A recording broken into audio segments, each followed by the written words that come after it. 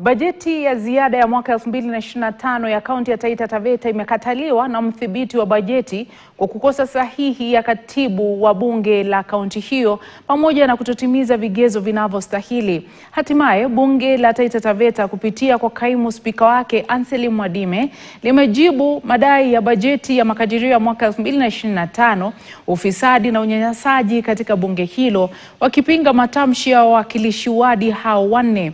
Kwa sasa wanne hao wanatarajiwa kuadhibiwa kwa utovu wa nidhamu kwa mujibu wa sheria za bunge, kama Hezron Kimari anavyotuarifu kutoka Taita Taveta.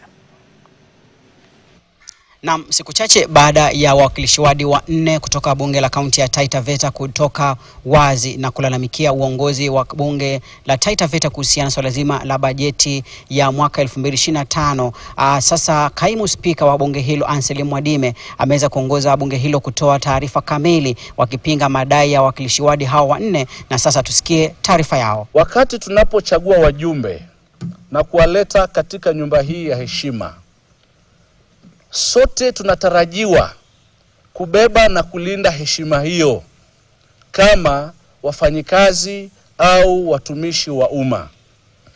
Na matamshi yetu lazima yao ya kuwajibika. Ni vizuri tueleze kwamba ndiyo upo uhuru wa kujieleza Kenya hii katika katiba. Na vile vile katika County Assemblies Powers and Privileges Act 2017, ukisoma section 8 inaeleza huo uhuru, the extent, huo uhuru unatumika mpaka wapi, unatumika vipi. Lakini kwa bahati mbaya ndugu zetu hawa ambao tumeishi nao vizuri juzi wakaingiwa na pepo. Acha niite pepo, kwa sababu mmoja wao ambaye ni Mheshimiwa Tondoa aliyenitangulia, naibu spika, amekaa katika bunge hili miaka 10. Sijui standing orders ndo hakuwahi zisoma akazielewa, na sheria ambazo zinaambatana na kuendesha bunge.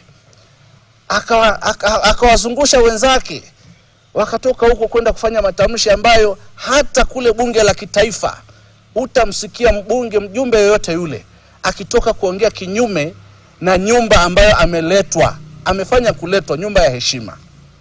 Hivyo basi, kwa sababu sheria ipo, sisi kama bunge, maana bunge ndilo hili hapa, sisi kama bunge tumesema tutaifuatilia sheria mpaka mwisho.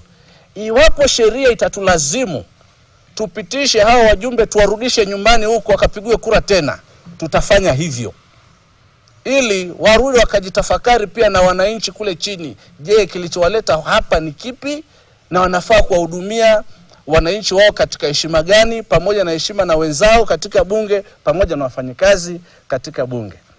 Haya yote yamefanyika si kwa wema tu, yanalengwa kuharibia wengine ambao ni wajumbe hapa.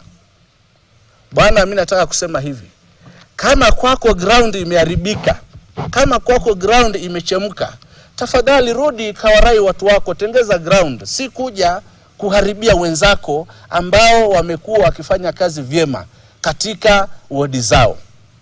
Na ni vizuri tuelewe kwamba hili bunge hili si la mtu. Hata mimi nikiwa hapa, hili bunge si la mtu.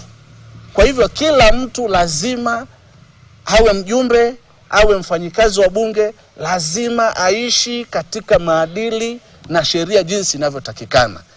And there is nobody who is above the law here. Na ndio ujumbe wa bunge la kaunti ya Taita Taveta kwa wawakilishi wadi wanne ambao kwa sasa wanachukuliwa kama ni viongozi waasi na wakitakiwa kujirekebisha na kuzingatia sheria za bunge. Nikiripotia KTN kutoka Wundanyi, mimi ni Hezron Kimari. Naam, shukran Hezron. Katika miezi ya hivi karibuni, sheria ya matumizi mabaya ya kompyuta na uhalifu wa mtandaoni ya mwaka